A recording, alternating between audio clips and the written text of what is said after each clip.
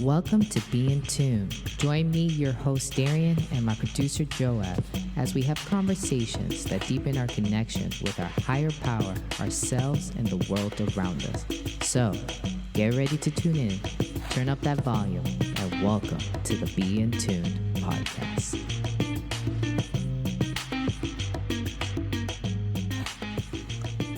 I'm like listening to the theme song in my head.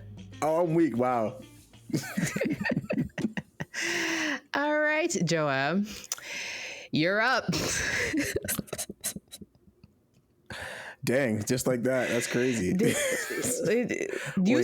said it. You, sir, excuse me, sir. You were just like, we're going straight into it. All right. And I said, okay. Because not straight into it. For our listeners, you all should know that Joab is now the new host of the B&2 podcast in today's episode. Great. He was like, "You can take a seat. I got this." I said, "I'll take the driver's side." No, you were the one that was even pushing for us to like do this episode quicker than anticipated because you wanted to continue with our discussion. Because I love it. We're in part 3 already. Part 3. Indeed. Wow. Honestly, looking back at the episode, it's crazy. Like, just the flow in the conversation. I mean, at the time of this recording, part 2 hasn't gone out yet. Mm-hmm. But yeah, I just remember like editing it and like making the shorts. Darren, you were going off. Like a lot of the gems you were talking about. Like I have yet to make the shorts, but like re-editing it, I know what shorts to make because you were talking about a lot. You were talking about, attachment styles, romanticizing fairy tales, like, comforting in the face of issue, in the face of like challenges, or distracting versus avoiding. Like there was a lot of good stuff you were talking about. So yeah, it was a lot. But what I left off on, I was kind of pushing for it, and I know we were like kind of pressed for time, but the 80-20 rule. And then, yeah, you made that face exactly. Because here's my favorite. This is how this happened. He goes, wait, Joab, at the end, I'm saying goodbye. I'm saying peace. I'm saying deuces. I'm giving blessings upon blessings of everyone. And Joab goes, wait, what about the 80-20 rule? I said, son of a...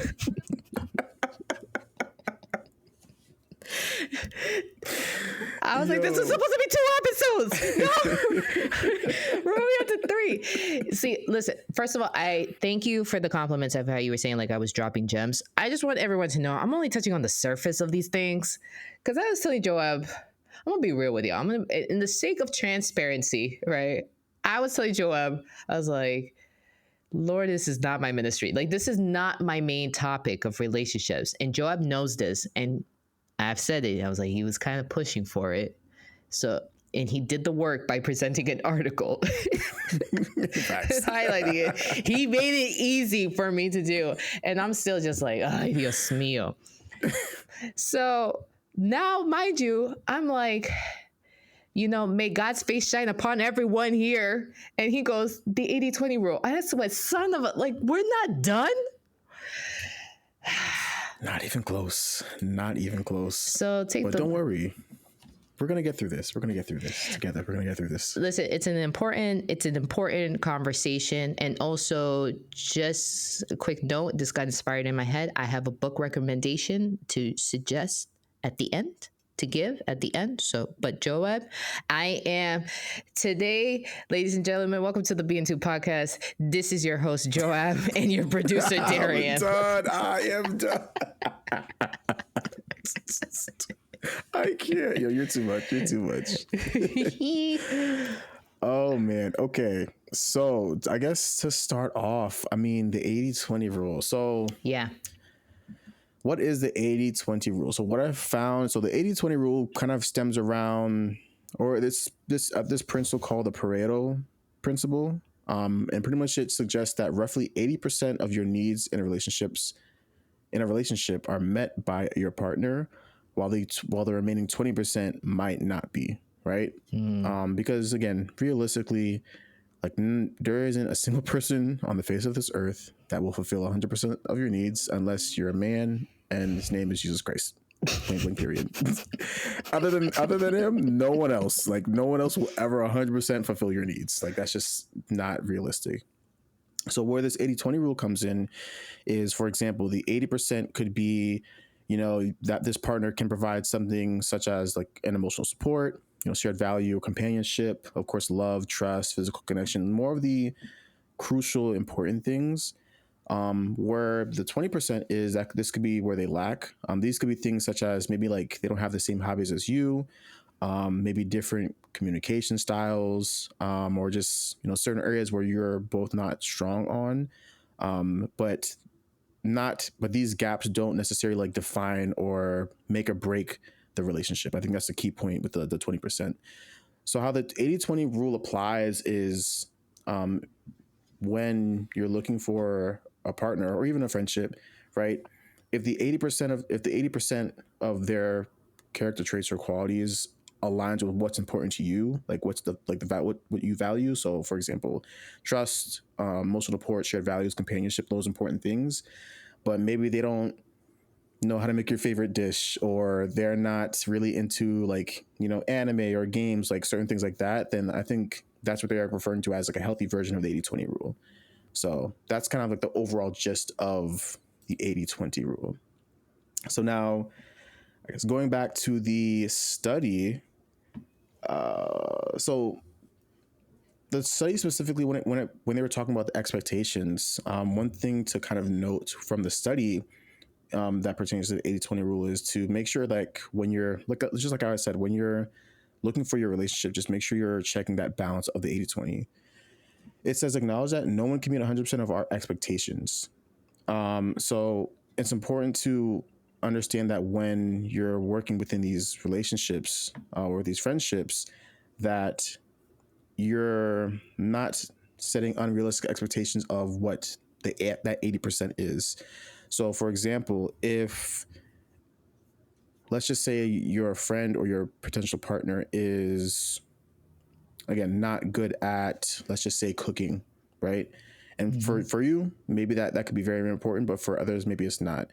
I think an ideal rule of thumb when it comes to setting these, setting the 80% is this something that's going to emotionally or physically support you, right? So another example that the article gives is for the 80%, right? Is your partner loyal? Is your partner supportive? Is your partner do they share values? A 20% could be, they're not as spontaneous or physically affectionate, and they say that as a 20%. Depending on, again, like depending on your preference, because this is what comes down to. The physically affectionate part could be someone's 80%, right? So it really, how the article kind of breaks it down is how it depends on where your wants and needs kind of fit into that 80-20%. You kind of have to set those percentages. So what do you think that sounds like, Darian? Do you feel like that's kind of accurate? I think this speaks to the fact that, one, we really need to take some time to reflect on who we are, how we are in a relationship, and if you are a type of person that, if you're looking for a serious relationship, like if you're looking to really like settle down and be with someone, there was this question that was asked one time at a retreat that I was at, and it was, what type of home do you want to go home to? Like, what type of home do you want to like be able to walk into? And to answer all these questions, you gotta have some time to reflect. And I was just like, well, how do I know what's my 80 and how do I know what's my 20? But I love how you emphasize the point is like, it's up to you. It's you. It's your preferences. It's also what your needs are. It's also this is where your attachment style can kind of come into, right? Because maybe there is some things that you need to start valuing in the 80s, right? And it definitely go against that insecure attachment, which, what I mean by going against, means like it challenges it, right? And it actually moves you into the direction of that secure attachment. So yeah, it's, I don't know. I was just thinking self-reflection is really needed here. Like you Very really need to much. know yourself to be able to answer this question. Yeah. I mean, just thinking about it, there's a lot of, I think you mentioned this in one of the other parts where, you have these expectations which at once you deemed were, right, or you deemed as like, this was a need, but later on in life maybe like you realize like no, maybe it wasn't. So like I guess That's yeah, true. it makes me think like you could set an 80-20 rule now where the 80% has, certain characteristic traits now, but maybe a few years down the line that might be different. So 1000%, because change yeah. is a constant, right? Like it's always happening, and our viewpoints and where we are in lives, it's going to change. Yeah. So yeah, I'm glad that you're saying that. Wait, Yeah. what do you think about the 80-20 rule? Someone asked me, do I believe in the 80-20 rule? And I feel like my quick answer is yes. I mean, just the fact that, again, no one can always give us 100% of our needs. Like you're not always going to find 100% of your needs in a person. However, and this is where I'm like still kind of like exploring this realm, I'm starting to believe now that the 80% is my 100%. Not neglecting the other 20%, but I guess my focus, my priority in the 80% is, I guess I find makes it that much more rewarding. A good example of that is our friendship, right? Um, I think we mentioned this in the other part where it's like we have different, I guess, working styles, like in terms of like me being very like statistical, strategic, and you're free flowing, but also open minded. And it's like, I know that's not me. Could that be me? It's possible. But like knowing that the 80% is, you are very loyal. We have great chemistry, compatible, but just overall, you're just a good, kind-hearted person, which is important to me. Like focusing more so on that, like and like working with, or how could I say it? Like working, knowing that we have our differences, just makes the relationship that much more fuller because I'm not so much focused on where we don't connect or we don't have the same, or not on the same page, but focusing on what we are on the same page for.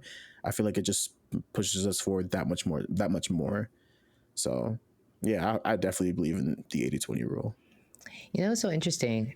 First of all, thank you for that, because I was like, oh, call me kind-hearted. I Give love you that. your flowers, of course, of course. I just like to view it as like I see the big picture and you care about the details. The big picture. I'm all about like there's a canvas in front of me. I'm like, let's just put some coat of paint on this and call it a day. And you're like, but let's also draw some trees in here and a bird. And I'm like, okay, Joab. Fair. I'll color it blue and add the skies and the clouds, and you can add the birds and the trees. Like, absolutely. And together we have a lovely painting. That's a great analogy. I love that. Yeah, that as you were talking, I was like, oh, that's exactly how we work. Like that's exactly our. But I love how you said that. You were like, what matters to me is not how exactly you work, like how non-detail oriented you are, or detail oriented, because there's some things I'm like I care about the details like of some things, right? But I like how you were like, but on the grander scale of it, I just care about like, are you a cool enough person to work with? Right. Like, are you kind-hearted? And you didn't say this, but this is how it is for me. Am I going to feel safe and comfortable with you? Can I be That's myself? good. All right. Can I feel safe to make a mistake in front of you? Like, do I have that psychological safety? Ooh, that's a topic for That's another day. good. Wow. That is good. Actually, let's insert it right now. Let's What see. I was going to is say, might as well. Yo, I love that we're on the same wavelength. Go ahead.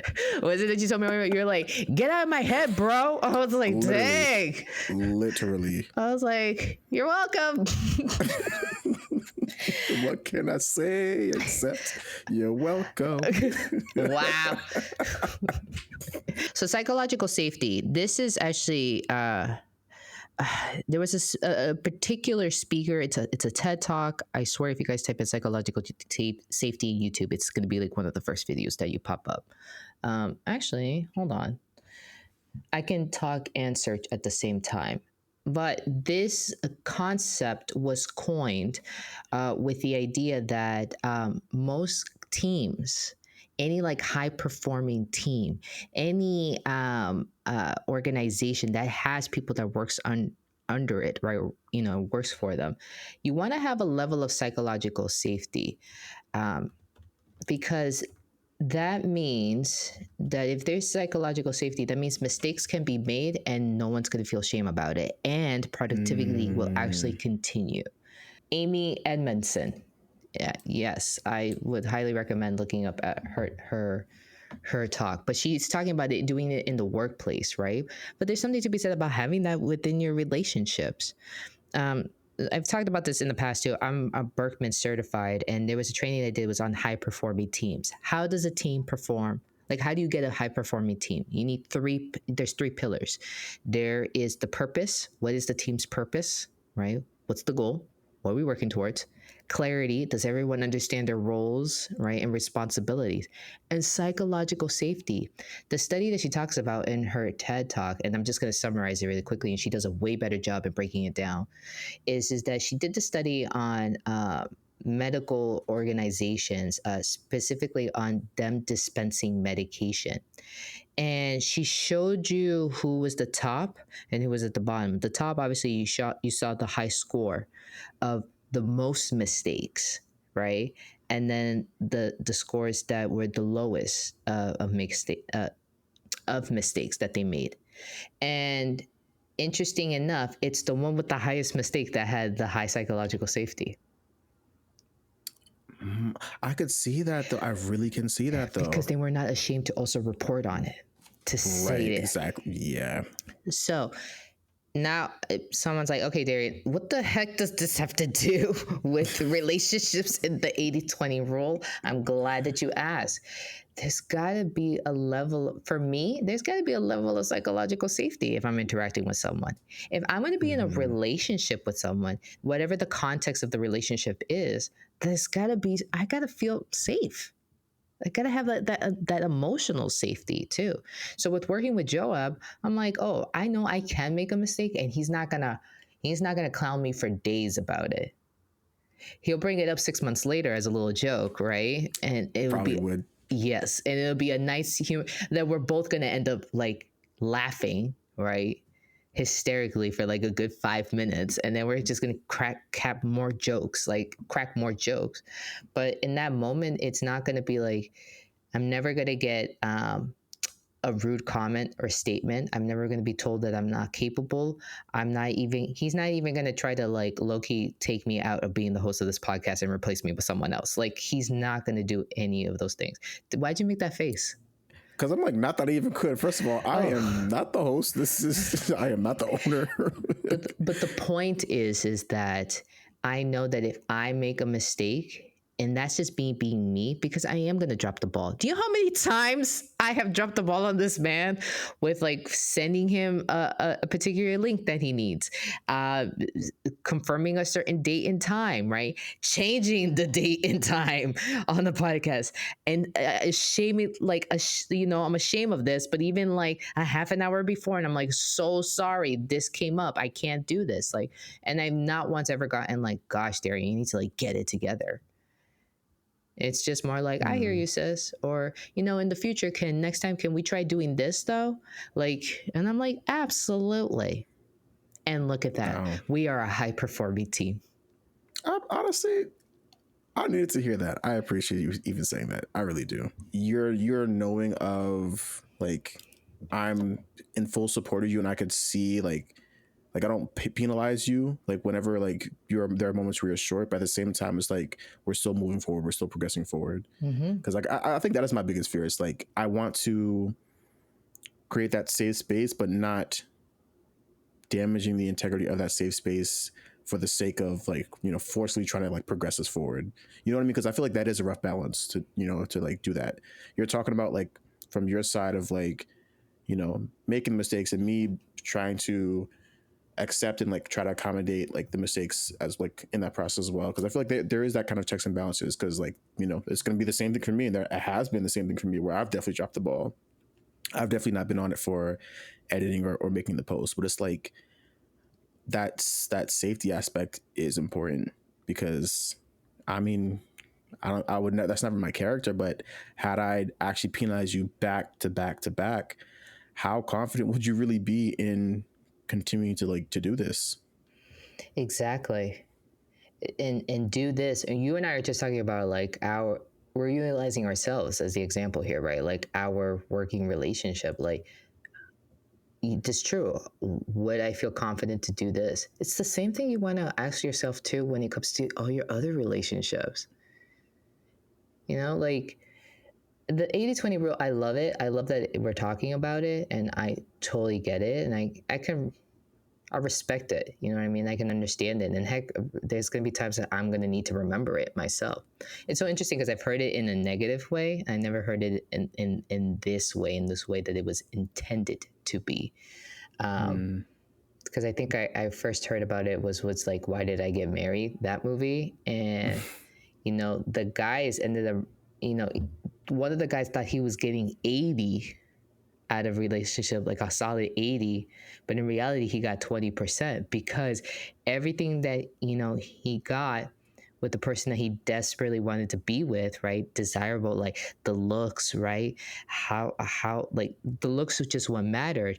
He did not cater to the fact of the love, like the care, the consideration, right, the sticking with him when he was going through tough times, even, you know, like his hard days, and having someone to be there and witness it and be there with him and sit with him on it, didn't take that into account, right? And I remember the guys like in the movie like were roasting him. They're like, you think that that's 80, but that's really like 20%, bro. So that was the way I heard it, but I kind of somehow took it like as a bit of as a negative. So it's nice to kind of talk about it again. But like you said, like, does the person have the motivation in your relationship to continue with the relationship? There's two types of unhealthy relationships. I'm sure there's probably more. I'm sure someone wrote a blog or there's such more on this, but in DBT talks about how there is the destructive relationships, and the other one is interrupting, I think, or interrupting or oh Lord, geez, I'm using my laptop a lot today. That's okay. DVT. I know. I wish I kind of like thought of this before, so I could have been like, Joab. No, I mean, usually when you type on, I just edit that right in because I think it's really good. I forgot. I'm the producer, so it just makes sense. Yo, Derek, you gotta stop Interfering. I kept calling it interrupting, but interfere. I see why my brain went there. There's two types of unhealthy relationships that DBT talks about, right? It highlights, and it's like the destructive and the interfering. And I'm going to read the definitions because I actually like the definitions here, right? So the destructive relationship, these relationships actively harm your well-being, eroding your sense of self, values, or safety. They might involve repeated conflicts, controlling behavior, or interactions that diminish your self-esteem or mental health. Those relationships gotta go. Wow. When there's no and is what's about it. Excuse me, I'm gonna need you to be safe first. Not to say in a rude way, but listen, your well-being matters here. And if it's harming it, it's gotta go. It's gotta go. Now, interfering relationships, these are more common, right? Interfering relationships, these relationships hinder or block your ability to pursue important goals. They might involve a partner who discourages your ambitions or any connections that prevents personal growth. Now, you're thinking, that sounds equally as bad. That one's, you can work with it. You can work with it. You can both partners have to be willing, right? Or both people in the relationships, whatever the relationship it is, have to recognize this, and they can work on it, right? And maybe there is that whole evaluation of the 80-20 rule, right? Am I harping too much on this 20 here that is actually interfering with you even succeeding? or even me succeeding. That is so real. And I think, again, that just goes back to, like you said earlier, like it takes a level of understanding yourself to know like what is like the important parts and what is maybe like not as important. Not saying it's not important at all, but maybe just not as important. Yeah. Because I really would kind of like focus that a lot more for you. Yeah. I know that definitely is a thing for me for sure. Definitely is. To also get some encouragement here too, I know I said that. Let me just tell you this: you're never going to get to a point that you absolutely have yourself 1000% figured out. Because guess what? You're getting older in life. Your time is moving. You're evolving. You're going to have certain seasons in your life, right? Seasons of hard times and seasons where things are like making sense, and then it goes back and forth, right? You're going to have people come in and out of your life. That could be a season. You're going to have some dear ones. Not that I wish this upon anyone, but they're going to pass away, right? Or they're going to die, or then it's suddenly not going to be here, right? Diagnoses that are going to come up. The point is life is always going to be given, and sometimes not given in the best of ways. Therefore, it would be very difficult for you to have the absolute solid 1000% understanding on who you are. What I am encouraging you is to be patient, be kind to yourself as you try to figure all of this out and try to grow. And as you try to figure out who you are in your relationships, who you want to be in your relationships. We're talking about expectations. This is what this all started. Are we setting some expectations in our relationships? Unrealistic expectations. Do we need to change them? Do we need to modify them to be more realistic? What does that look like? And such. Maybe I should make my oh no. I'm saving it to the end. Oh,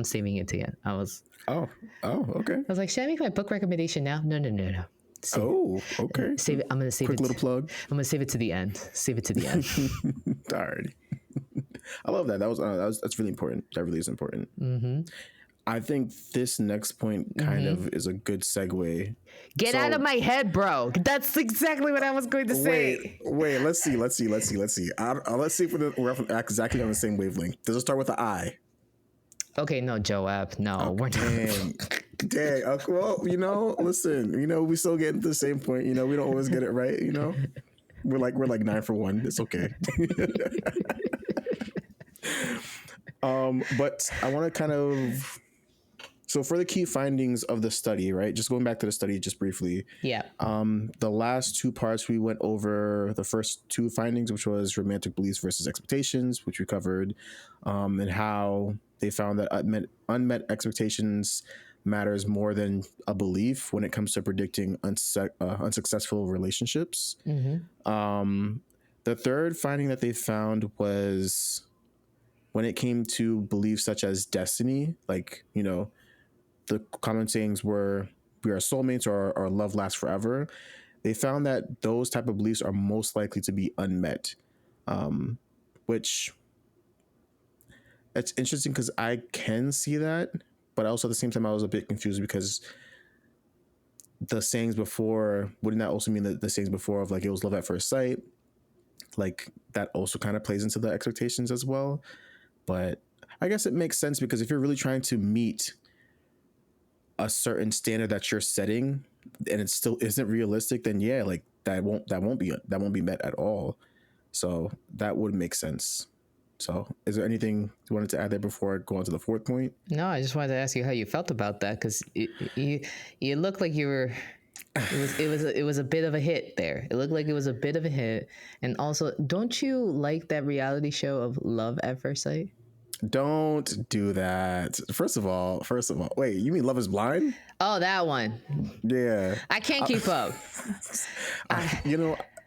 I call it a guilty pleasure, especially with the recent seasons. I'm not judging it at all. I just personally can't keep up. And then I also am the type of person that gets frustrated when everyone in my friend group, like at the dinner table, is talking about this. I'm like, I cannot contribute to this conversation. Yeah, definitely a guilty pleasure. But I mean, no, not that. I guess like it caught me off guard, or caught me off guard, just because I think it's so easy. And I think I could definitely think back to like me back then. It's so easy to like want to say like, oh, this is something that's going to last forever, or this is something that's going to be, you know, really, really good, because you want it to, right? Nobody Of wants course. to go into a relationship thinking like it's going to be doomed to fail, right? And I was telling you even before this episode that like I'm a person where it's like if I'm going into something, I'm going in 100%, like putting my all in. But sometimes having that mindset, you know, at least for me, right, can be unrealistic. Like because just because that's what you genuinely want doesn't mean that you're gonna get that. Even if you want that like desperately. And it's unfortunate. So like I guess reading it, I was like, yeah, like if you set that standard of like something that you genuinely want, but just realistically it's not gonna pan out, the cards are not aligned for it to get to that point, it won't ever be met, and you're going to be digging yourself in a pit where you're going to be trying to get out of, but you just can't meet something that just isn't realistic. So I guess like that's why my face kind of made it look like I took a hit, because I'm just like thinking back to it like, yeah, because I've definitely been there. Definitely been there. Yeah. I want to sound like one of those people that just be like, I blame, you know, Disney and all of like those movies. True. Cinderella was one of my favorite stories as a little girl. I think I love the idea of that love at first sight uh, uh, thing, right? A lot of people know this. Like Ever After is one of my favorite movies, so it's like a take on Cinderella. Um, but that one seems a little bit more realistic, a tad bit more. Um, but yeah, I mean, can we also talk about like how a whole society just believes on this stuff because this is what continues to be produced. Yeah. You know what I mean? That whole, wow, we locked eyes, we had a connection. There could have been indeed a connection, but I don't know if it's a forever they're your only person type connection. Right. Like there's something there, isn't there? Like I have to explore this. Like there's something there. They're married, you know, and like unless this is like, you know, a whole different type of other relationship, you know what I mean? I don't think that's something that needs to be explored, you know? Yeah. Yeah. But we utilize those phrases a lot, right? So I'm kind of glad that the article did highlight that. As sad as it is, it's sad as like, oh, Yeah. but yes, it's not realistic. No. And yeah, I know for me coming to that realization, it hits more because it's like, yeah, like taking yourself out of that Hollywood mindset of like, you know, happily ever after Yeah. and all that. Like, yeah, like it's shocking. It really is shocking coming out, like stepping outside of it, looking from the outside. This is, it is interesting to say the least. So, but yeah, that was their third finding. How many more findings I have? So there's two more. I'll actually go over the fifth one because maybe that's not as maybe like I guess that's going to be expected. But their last finding was that they found that there was no significant impacts from age, gender, or like past relationship experience. Meaning like didn't matter like age, gender, or like your past relationship experience. Like it didn't predict whether like those like age, gender, and past relationship experience didn't predict if a relationship would be unsuccessful or not, which makes sense. The article points that endorsing romantic expectations and how well they're met doesn't seem to differ by age, gender, or number of past relationships within the 18 to 28 age group, which I guess is to be expected. But this point, which I think is pretty interesting and was very, very shocking to me when I read it, was they said that idealization can help and not hurt a relationship. Huh? Right. That was right. That was I was in like it was just interesting to hear that, because the idea of idealization is pretty much like they kind of phrase it as like the rose colored glasses. So it's like you're kind of thinking of a relationship in a specific way, and you know you're kind of like setting that kind of not realistic expectation in your head because it's idealized. You're coming up with an idea of that relationship. But how they're saying that it can help and not hurt is they were saying like when you idealize your partner, you know, for example, focusing on their kindness, strengths, or shared dreams, you're more likely to give them the benefit of the doubt during conflict or misunderstandings. An example of that they give is, instead of thinking they don't care about me, you might think they must be overwhelmed. Let me check in. And they say idealization helps buffer the relationship during rough patches, reinforcing the belief that connection is worth fighting for. Seeing your partner as better or more special than the average person reinforces a sense of security and exclusivity. I'm with the one and no one else compares, is the quote they kind of put with that. They also emphasize that this is mainly acceptable in moderation, because there's the extreme version of idealization where it's like you're ignoring the red flags or justifying toxic behavior or like things like that nature. And then just to wrap off that section, or that key finding, healthy idealization means you're aware of your partner's imperfections, but you choose to focus more on their positive traits, often seeing their potential rather than just their current flaws. So mixed feelings about this one. And I just from what you were saying, it kind of seems like the same for you. Like, what's coming up when you hear that? I don't know. I don't think I got the mixed feelings. I mean, I'm open to have a further discussion about it. And, if someone wants to comment, by all means, or like expand on this in the chat, by all means, please do. Please be respectful, of course. I just don't like the word idealization. Like, I do not like Agreed. the use of that word. They really couldn't find another word. Like, there's that. And then only that, I'm going out of order. But the thing that stuck out to me is like, you got to use this in moderation. If not, you're going to miss the red flags. Aren't you missing the red flag? Aren't you purposely ignoring the pink flags when you're doing this in moderation? Like, I get it. Like, the example that they gave of like, they don't care about me, or they must be overwhelmed. Okay, let's call this what this is. It's learning how to give the benefit of the doubt here. And Right. then you're going to go utilize effective communication with that person. I don't think I need to put them on the pedestal to kind of do that, because then, like, I don't know, doesn't that tarnish the healthiness of the relationship? Like, what makes a healthy relationship? That's what I was confused about, because I can't really. I don't know. Could you really call that healthy if to kind of give someone the benefit of the doubt or give them grace, you have to think of them in an idealized way? I mean, they mentioned. I feel like maybe it's just the word idealization that we're caught up on, because like they mentioned like looking at them from like their positive traits. I think that makes sense, because if for example, like what I said before with you and I, if I'm only looking at you from the positive traits where it's like, yes, we have our differences, but like we do so many other things well together, and like that's what I'm focusing on, I can approach you and like, approach you with that safety. I think that's, I feel like, a better example than rather just me saying like, oh, like, you're grumpy this day, let me try to think of a scenario of our friendship where it's like, we're always like in a great patch together. We never have conflict. So that way I can approach you much better. I feel like that's just not the best way to go about doing that. Yeah, because that's oh my gosh, that's actually a level. I'm on one today. I am on one today. Another one? Another thing of like cognitive distortion. That is a cognitive distortion. Just only looking at things from a positive perspective, if I'm correct, if I'm remembering correctly. Oh no, it would be the opposite. You disqualify the positives, you discount the positives. So I get it. What the article is trying to say is like, remember their positive traits when it comes to interacting with them and being gracious to them.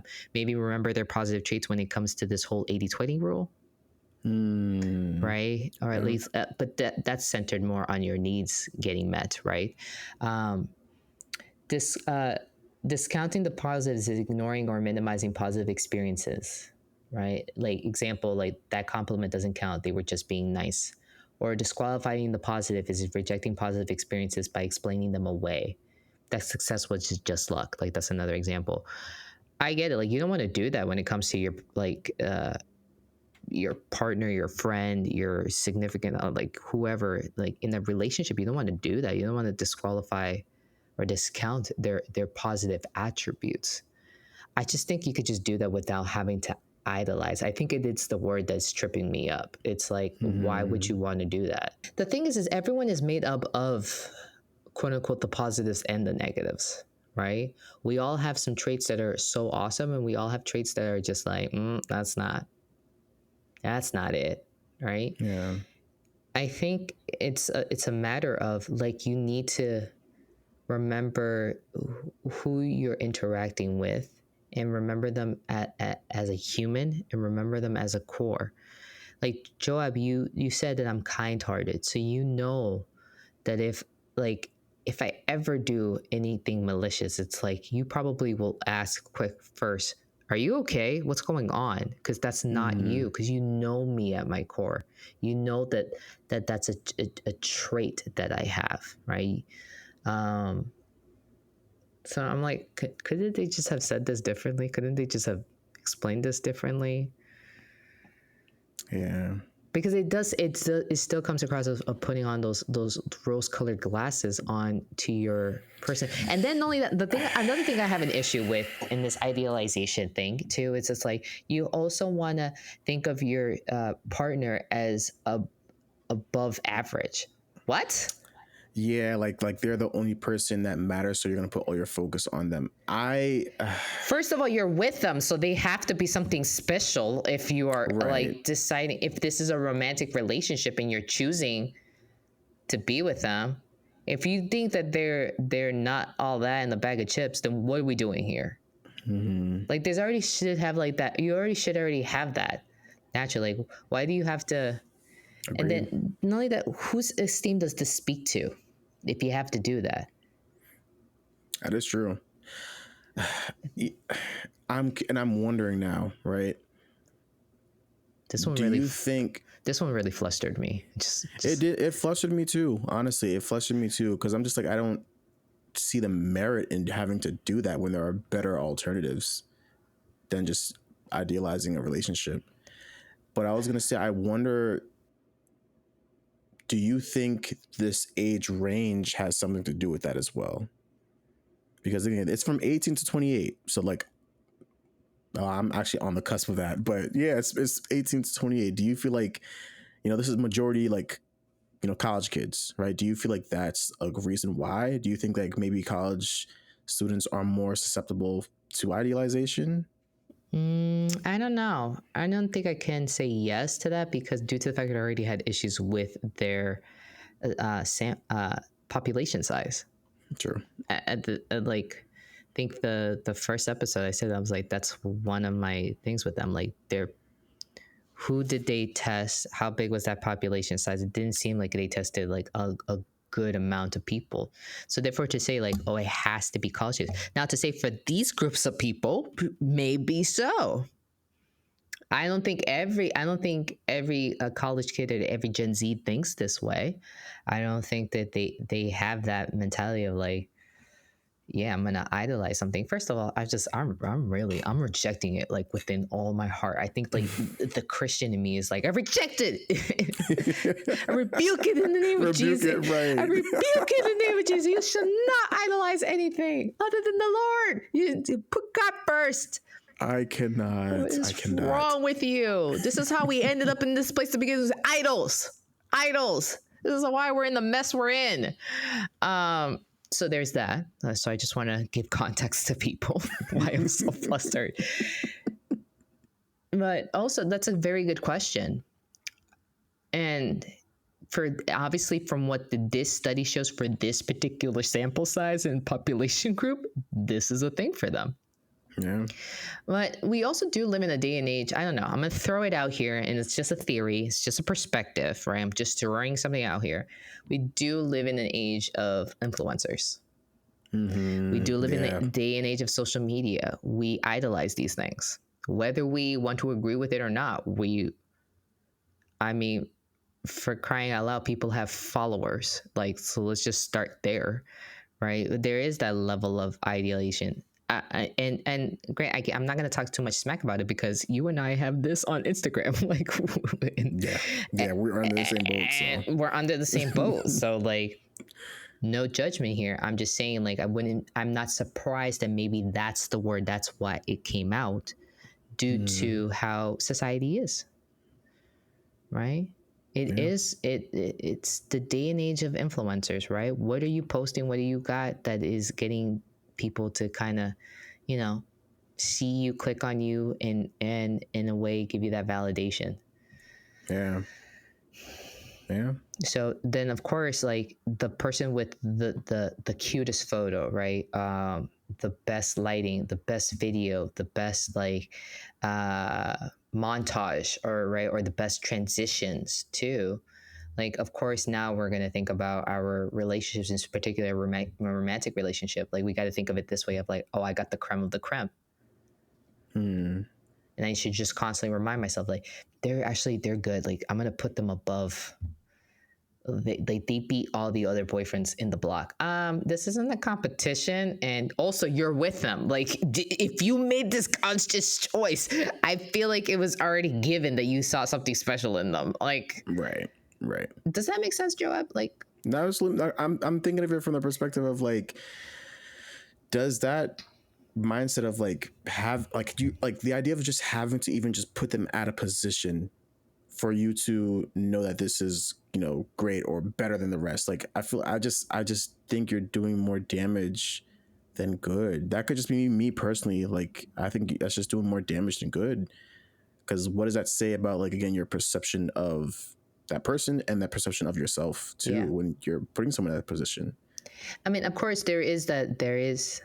All right, now to use the word moderation. So now this is where it comes in. And maybe the people who, you know, wrote the article are like, this is what we're referring to. I'm like, okay, great. Like I said, I'm open for more of a discussion here and more of an explanation and another perspective here.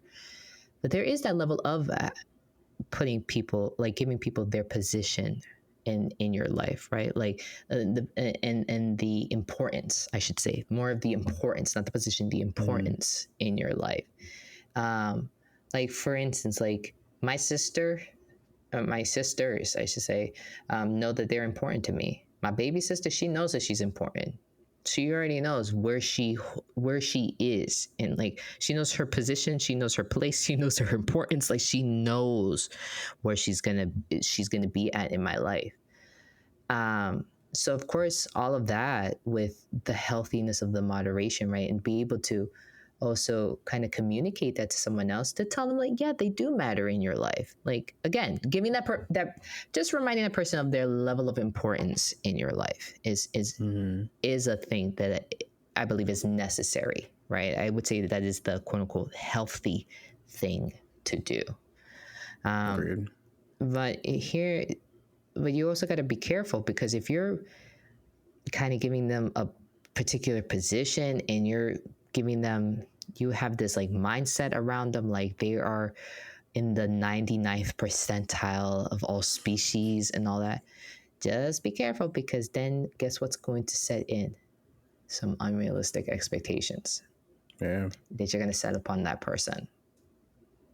And that is not fair to you or to them. Yeah, well said. Well said.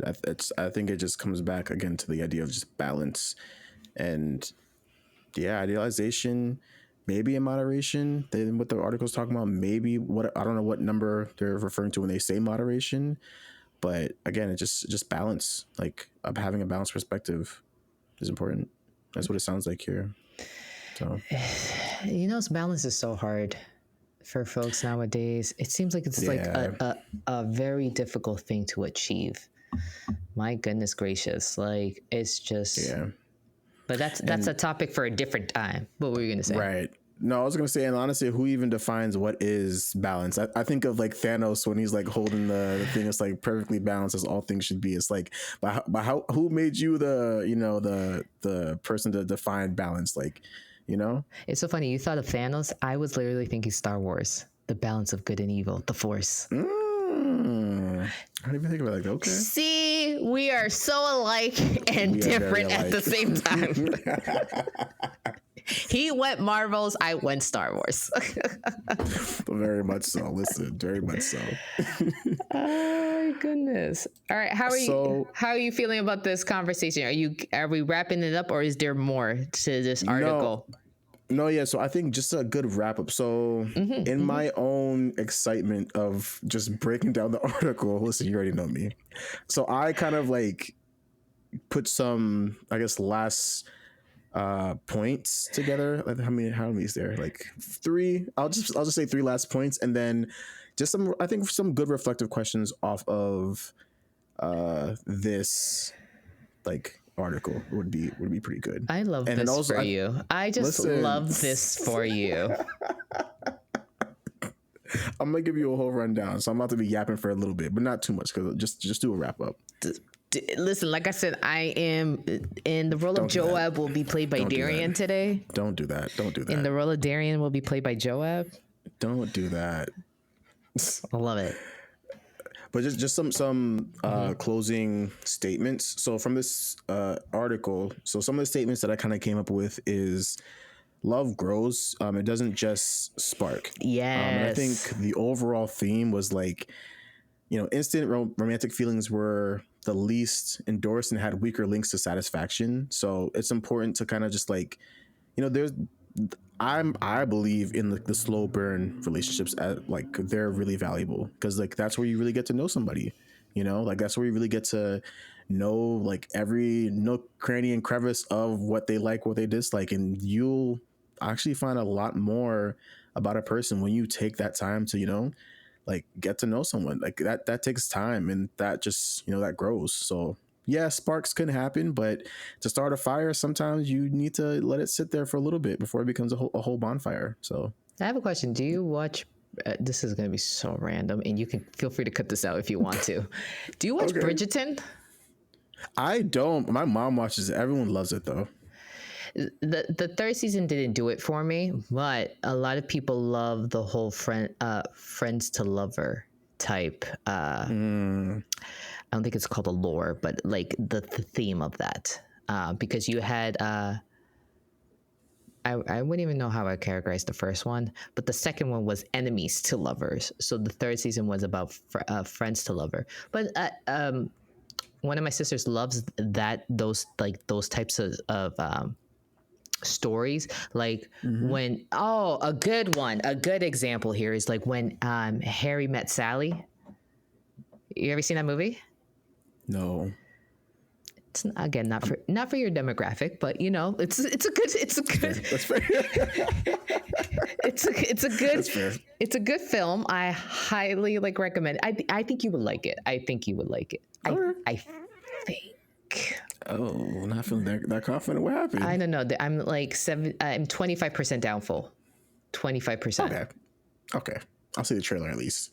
Yeah, watch the trailer, but that definitely goes from like they go from a spoiler from friends to lovers, right? But you have to watch it, and it's just that you're saying. This is just emphasizing that point of that slow burn of like taking your time.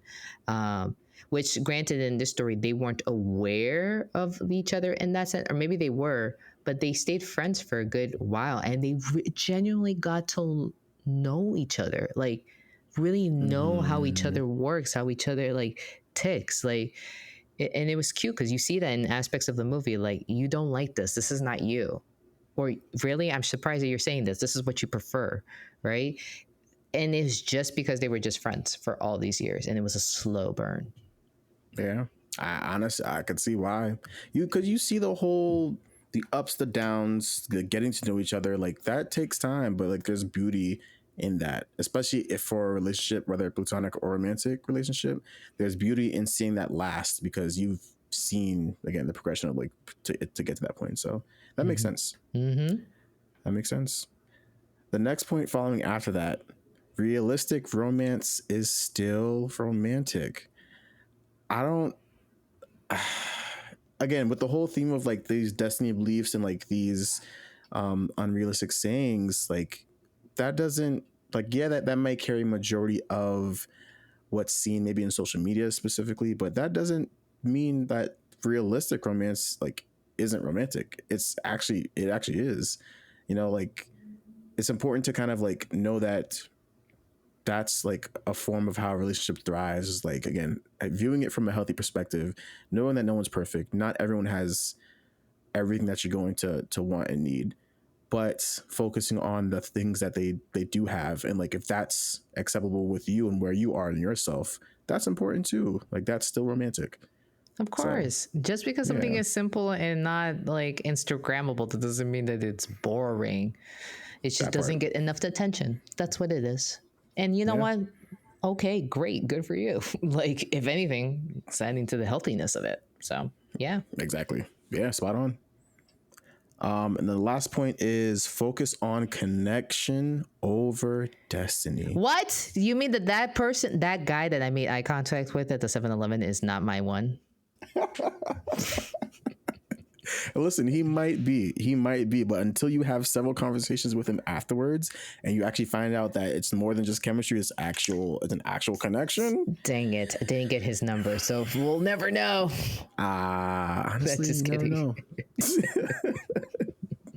But I feel like this is a no brainer. It makes sense. I mean, destiny could only take you so far if there is not a connection there.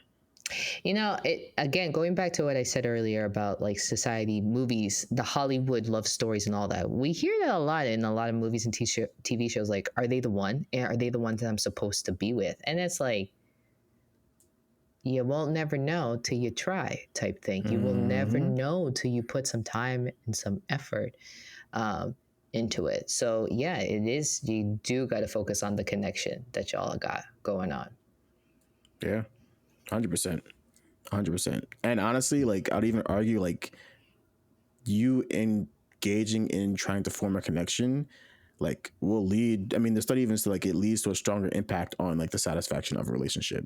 So investing in trying to like, you know, go after connection will only do your relationship that much better.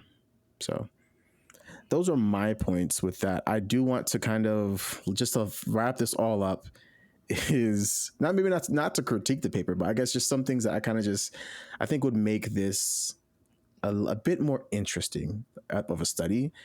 Um, it would be interesting to see like again like the age group there was like 270 people of male and female participants. All of them were in relationships, but the age range was from 18 to 28. um, I think it would be interesting to see like this same exact study but for people who are married. I think that's one group that would be interesting because I wonder now for people who are married, would they have the same kind of key findings of expectations versus like beliefs? Mm-hmm. Because I could maybe I can confidently say like that would be different. Um, I think on the other end of the spectrum would be people who are not in a relationship, maybe people who are single. Like, do their beliefs, you know, being in the single realm, like, does that also, you know, play a role? Because there are different beliefs, you know, I feel like at every stage, whether it's single, like relationship or married, I think they all have some type of different expectations or different beliefs. So I think that would be pretty much interesting to say. So, yeah. And then just I think a last note is like the study was done only on one day, so they only questioned these participants like on one single day. But like, I wonder if they asked them these same questions maybe like a month later or 2 months later, would their beliefs change? Because again, like you always say, change is the one constant. So would retesting this like on a different day, would that play a big or a different month, would that play a different role? So yeah, I think it would be interesting to see like this being done long term, and maybe they did because this was back in like 2016. But yeah, it's interesting to see how expectations, especially like unrealistic expectations, play a big role when it comes to platonic and romantic relationships. So You did such a great job with like wrapping that up. I appreciate it. Thank you. I like it. I got nothing to say to that. I was like, he did his thing. Listen, I'm glad it's stuck and landed. Yes. I that would have been really cool if they did it throughout the period of the relationship, like asking the same. Yeah. Yes, Yeah. good eye on that one. Good catch. Well, so the book that I wanted to recommend, just to kind of close this out here, if that's okay. Now, listen, you now I've stepped off the platform. This is no longer my area. Well, the book that I do want to recommend, right? We're always like, I think we could substitute this for who are we going to highlight in our community? We didn't pick anyone, but not yet. But a book that we can highlight for some folks is, and both Joab and I read it, or at least I read a decent amount of it, is called Boundaries in Dating. Mm-hmm. Now, of course, Joab and I did talk a lot about this article that was based off of romantic relationships, right? And him and I also touched on, the platonic relationships, the familiar relationships. We hinted towards that. What I like about Boundaries in Dating, and I actually am finishing up the book actually, is it breaks down what dating is, but it definitely encourages you to answer some questions, some necessary question. The book is constantly pointing you back to doing that work on yourself.